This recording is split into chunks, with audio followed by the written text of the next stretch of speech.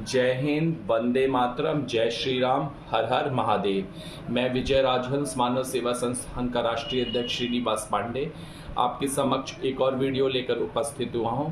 और आज का वीडियो है कि हम जो देश है, जो हमने आज़ादी पाई और उसको आज़ादी की हम कितनी कीमत पहचान रहे हैं, उस पे है। और इस वीडियो के माध्यम से हम लोगों को में जागरूकता लाते हैं। समाज के लिए हम कार्य कर रहे हैं विगत 5 वर्षों से, और हमारी संस्था ने बहुत उत्कृष्ट कार्य किया है।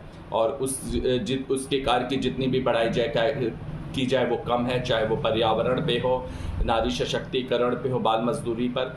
और सरकार से हम अपील करेंगे कि हमारी संस्था को प्रोत्साहित करे और जो आज़ादी की लड़ाई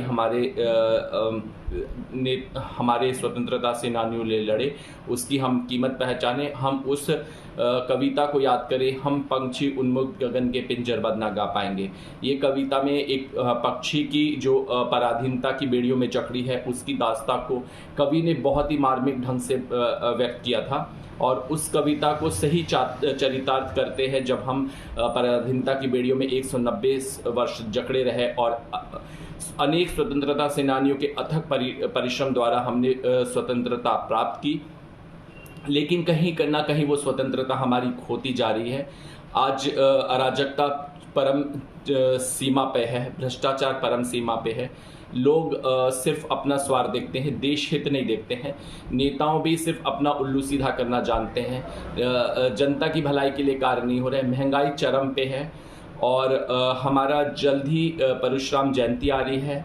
और जिस प्रकार परशुराम ने फरसा लेकर भ्रष्टाचार मुक्त देश की कल्पना की थी, उसी प्रकार से हम परशुराम जयंती में हमारी संस्था एक रैली निकालेगी और उस रैली के माध्यम से हम लोगों को जागरूक करेंगे और कहेंगे कि अपने देश के लिए जड़ें। आज हमारे सामने केंद्रीय विद्यालय के पूर्व प्रधानाचार्य गिरिजाशंकर पांडे हैं, जो कि पुत्र जिनके पिताजी हरिशचंद्र डिग्री कॉलेज के प्रथम प्रधानाचार्य थे, कांतानाथ पांडे कवि चोच। और उन्होंने लाल बहादुर शास्त्री के साथ स्वतंत्रता संग्राम में भाग भी लिया था। और लाल बहादुर शास्त्री जब प्रधानमंत्री बने तो उनको राजहंस की उपाधि दी। हम उनको नमन करते हैं। और साथ में है संस्था की संस्थापिका श्रीमती शांता पांडे। तो परशुराम पे आप क्या कहेंगे? परशुराम पर हम ये कहेंगे कि शिव जी ने परशुराम को एक धनुष दिया था अपना, और रक्षा करने के लिए कि ये धनुष हमारा है और इसकी रक्षा आप करेंगे। तो परशुराम जब तपस्या के लिए जाने लगे तो उन्होंने वो धनुष जनक जी को दे दिया और कहा कि ये शिव जी का धनुष है, इसको जब हम आएंगे तो फिर इसको ले जाएंगे, इसको सुरक्षित रहना, इसको कुछ होने ना पाए। लेकिन जब जनक जी ने सीता का वो किया, ये स्वयंवर, जब सीता स्वयंवर होने लगा तो जनक जी ने वो धनुष रखा और कहा कि जो इस धनुष को प्रत्यंचा चढ़ा देगा वही हमारी सीता का वर बनेगा।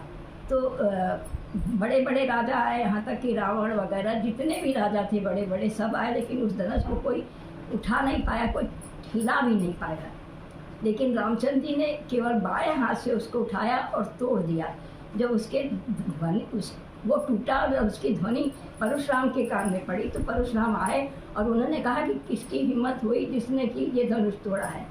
तो जनक जी तो बेचारे घबरा गए, लेकिन रामचंद्र जी उठकर बोले कि ये धनुष मैंने तोड़ा है, क्योंकि स्वयंवर में यही इन्होंने प्रण लिया था कि जो ये धनुष को प्रत्यंचा चढ़ा देगा तो उसी को से सीता का विवाह होगा। लेकिन मेरे छूते ये धनुष टूट गया, इसमें मेरी कोई गलती नहीं है। तो फिर परशुराम ने ध्यान दिया तो उनको लगा कि ये तो नारायण के अवतार हैं। तो उन्होंने कहा कि अरे आपने धनुष तो यार तोड़ दिया, कोई बात नहीं, आप तो हमारे आराध्य हैं। उन्होंने कहा नहीं, ऐसी बात नहीं है, राम नाम लघु नाम हमारा, परशुराम बड़ा नाम तुम्हारा। आप संत हैं, आप तपस्वी हैं, हम तपस्वी नहीं हैं, हम तो राजा के पुत्र हैं, राजा हैं। तो ये है उनके बारे में, यही सब हमारे वेद में, हमारे किताबों में, हमारे महाग्रंथों में यही सब लिखा है और यही हम जानते हैं और यही है सच। आप परशुराम के बारे में कुछ प्रकाश डालें, आपने हिंदी बहुत पढ़ाई है परशुराम के बारे में। परशुराम एक बहुत बड़े संत है और राम और परशुराम राम और लक्ष्मण संवाद जो है बहुत विख्यात है। और परशुराम जी से हम क्या प्रेरणा लेंगे, इसके बारे में कुछ प्रकाश डालिए। आज के युवकों को क्या परशुराम से प्रेरणा लेना चाहिए? परशुराम से हम प्रेरणा लेते हैं कि परशुराम जी जिस तरह से साहस दिखाया और वह डरे नहीं, हमको भी डरने की आवश्यकता नहीं। और परशुराम क्योंकि देवता के अवतार थे और वो विष्णु ही जी के अवतार थे, और परशुराम जी ने मतलब ठान लिया था कि हम जितने भी अराजक तत्व हैं हम उनका नाश कर देंगे, और इसीलिए उन्होंने फरसा उठा लिया और फरसा से सबको काटने लगे। और फरसा क्योंकि क्या आज हमें मतलब परशुराम के से सीख लेते हुए अन्याय का जवाब न्याय से देना चाहिए। हाँ, अन्याय जब हम पे कोई करे तो हम न्याय का जवाब देंगे। अगर आप पे कोई अन्याय करता है तो आप क्या जवाब देंगे? हम उसको समझाएंगे और तो समझ जाएंगे वो। लेकिन आज के लोग इतने जल्दी समझ नहीं पाते हैं, तो आप क्या करेंगे? नहीं समझेंगे, धीरे धीरे समझेंगे। समझने से समझाने के तरीका होना चाहिए ना। लेकिन नहीं, आज के लोग समझते नहीं हैं, सिर्फ आज के लोग भाषा डालते हैं। जिस प्रकार से देख रहे हैं कि समाज में अराजकता फैल रही है, लोग एक दूसरे के खून के प्यासे हो रहे हैं, तो उस पर आप क्या कहेंगे? हमको समझाएंगे, जरूर समझेंगे।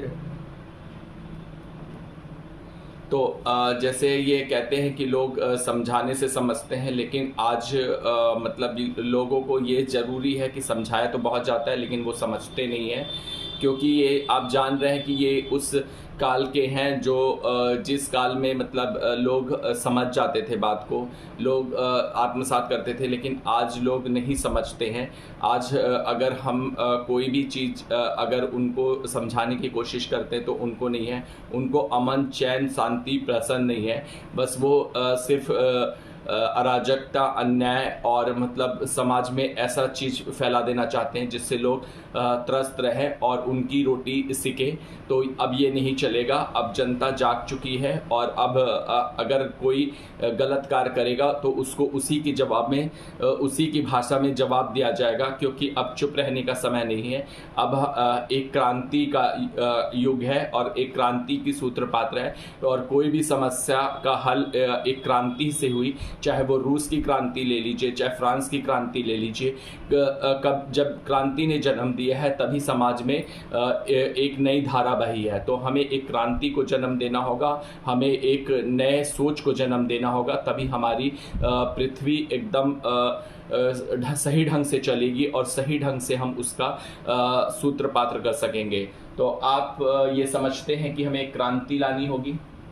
क्रांति लानी, क्योंकि कोई भी समस्या, चाहे वो रूस क्रांति हो, चाहे फ्रांस की क्रांति हो, और चाहे स्वतंत्रता संग्राम की प्रथम क्रांति हो, रानी लक्ष्मीबाई इन्होंने क्रांति की, तो कोई भी चीज़ें क्रांति से हल हो सकती है। कोई भी चीज़ क्रांति से हल हो सकती है। हाँ, क्रांति पे हल होगी। हाँ, आप क्या कहेंगी? हम कहेंगे कि क्रांति से ही हल होगी, क्योंकि क्रांति से ही मनुष्य में प्रेरणा जागेगी। वो अपने अधिकार को, अपने जीवन को की शैली को समझेगा, तभी वो, अगर जब तक कि ये क्रांति नहीं आती है तो लोग सोच ही नहीं पाते हैं कि हम क्या करें क्या नहीं, हमारा जीवन कैसे चले। केवल वो उसी में उलझ के रह जाते हैं कि महंगाई बढ़ रही है, बढ़ रहा। समाधान ढूंढना पड़ेगा उसको हमें देश के लिए, कि देश के हर नागरिक को ये सोचना होगा कि हम ऐसा क्या करें कि जिससे कि हमारे देश की समस्या का समाधान हो। उसमें सारी जनता को लगना पड़ेगा, सारी जनता को काम करना पड़ेगा, सारी जनता को सोचना पड़ेगा। सब सोचेंगे तभी ये क्रांति सफल होगी और तभी हमें क्रांति में अपने को विजयी पाएंगे। जिस प्रकार से हमने देखा कि कोई भी समस्या एक क्रांति के द्वारा ही हल होगी, और क्रांति भी हमें उस ढंग से करनी है जिससे रक्तपात ना बहे, न खून खराबा हो। क्रांति ऐसी हो जिस प्रकार लेनिन ने क्रांति की थी, जो कि एक मिसाल कायम है। लेनिन किसी भी रक्तपात और उसके पक्षधर नहीं थे। वो एक मतलब बहुत ही बुद्धिजीवी व्यक्ति थे, और उनको बहुत आत्मसात भगत सिंह ने भी अपनी किया, और अंत समय में भगत सिंह उन्हीं की बात बातों को फॉलो अप करते रहे और उसी को अपने अंदर आत्मसात भी किया था। और फांसी चढ़ने के पहले भी भगत सिंह लेनिन की किताब ही पढ़ रहे थे। तो लेनिन हमारे लिए एक प्रेरणा स्रोत हैं, जिन्होंने एक नई विचारधारा को जन्म दिया था। क्रांति मतलब हम अपने अधिकारों के लिए लड़ें, हम एक ऐसे समाज की नींव रखें जिसमें सुख, चैन, अमन रहे। इसी के साथ मैं अपना वीडियो समाप्त करूंगा। सभी लोगों का धन्यवाद जो कि हमें कीमती समय दिया, और हम अपने वीडियो को समाप्त करते हैं। और अगर वीडियो को लाइक नहीं किया तो लाइक करें, सब्सक्राइब करें, ज़्यादा से ज़्यादा शेयर करें और बेल आइकन दबा दें ऑल पे, जिससे आपको नोटिफिकेशन मिलता रहे। जय हिंद, जय भारत, वंदे मातरम। वंदे मातरम।